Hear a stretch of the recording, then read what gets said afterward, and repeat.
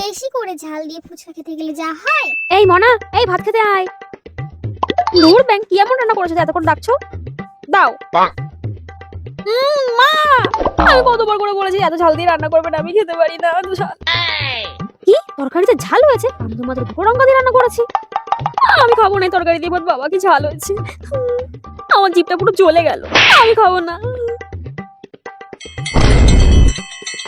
থাকলো তোমার ভাত, আমি এখন ফুচকা খাবো। আরে এভাবে ভাত থেকে উঠে যাস না।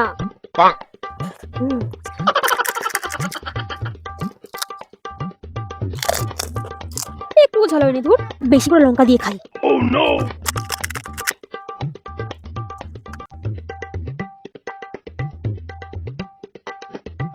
হ্যাঁ, এইবার হবে ঝাল। এই নাকি তুই ঝালের জন্য তরকারি খেতে পারছিস না, ভাত খেতে পারছিস না, উঠে গেলি। আর এখন তুই ফুচকার মধ্যে দুটো লঙ্কা ঢুকিয়ে দিয়ে খাচ্ছিস, এখন তোর ঝাল লাগছে না? বল, দাঁড়া দাঁড়া, তোকে মনে হচ্ছে এবার আমার ওষুধটা খাওয়াতে হবে।